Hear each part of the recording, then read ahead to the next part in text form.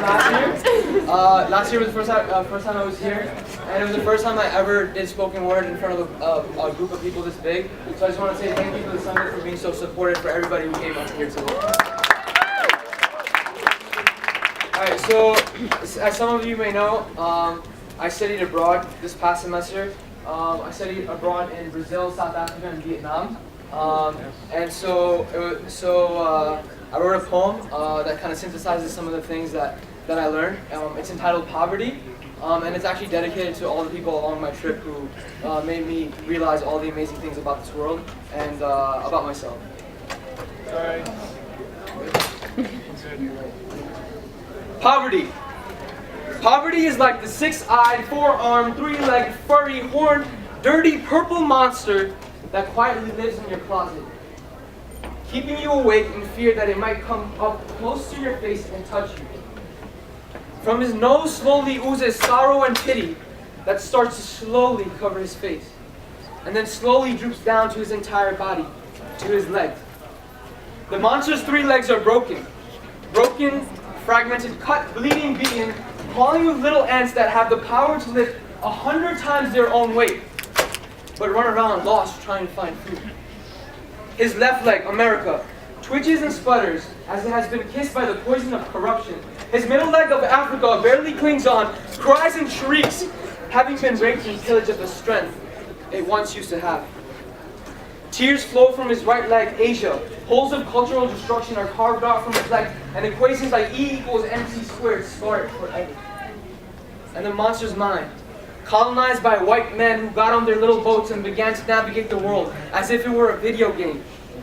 The white man's burden, their shield, God, their power-up, and ideologies of advancement and racism as their weapon of choice. A mind cut up, shot, slaved, and raped.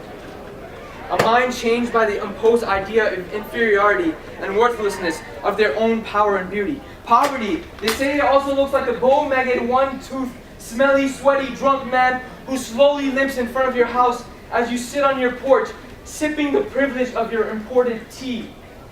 As a liquid flows down your stomach and makes you warm and snuggly inside of your finely adorned house, poverty moves his cup of change that jingles like the sound of a possible meal that he might put in his belly that night.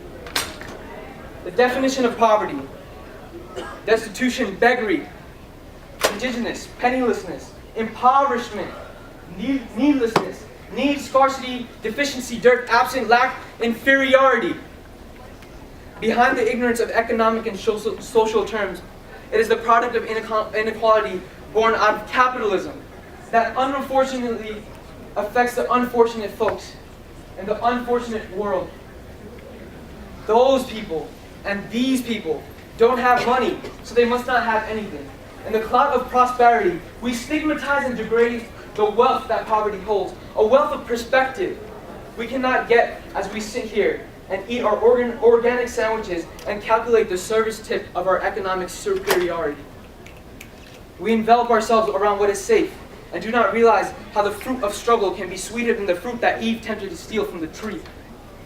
So if poverty isn't all these things, then what exactly is it? What does it look like? To truly understand what this monster looks like, we must free ourselves from the deep entrenches of our subconscious and fly into the shoes of those we've marginalized. It's beyond the walls of the economy that stratifies the poor we declare as ugly and lost.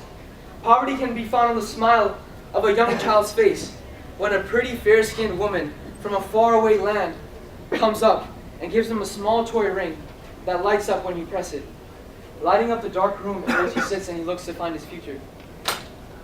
When there isn't enough food and stamps evaporate faster than water in the well of our village, poverty looks like the sacrifice a mother makes when she gives the little food she has on her plate to her daughter, so her daughter can sleep at peace at night, praying she becomes the savior she's meant to become.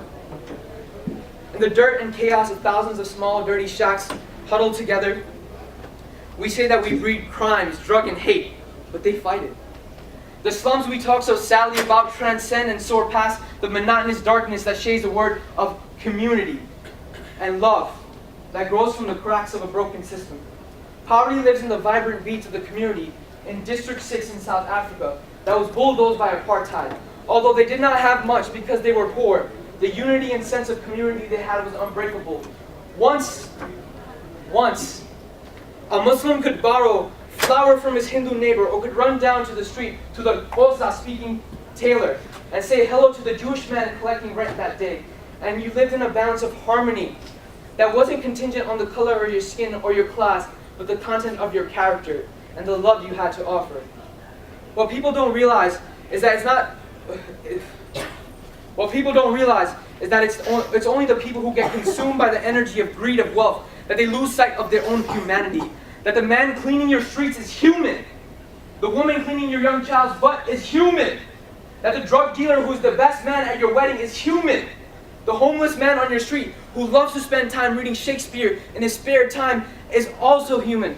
And that despite what we may have in our pockets and minds, that you are also human. Poverty is understanding one another. The realization that humanity is one. And that we are all one. As we dismay in our lack of constant internet access, unfiltered water, and the stuff that does not fit in our bags, poverty is a fragrance that the violet leaves on the heel that crushes it. Those who are poor are blessed with the nectar of life that opens their eyes wide to a sky of vision of appreciation, a constant respect for the blessings we have and for what we wish we had. So next time you look at somebody and see a monster or a bow-legged man, reevaluate your claims. Because being rich isn't about what you have in your pocket. It's what you bring to the table. It's what you have in here. Thank you.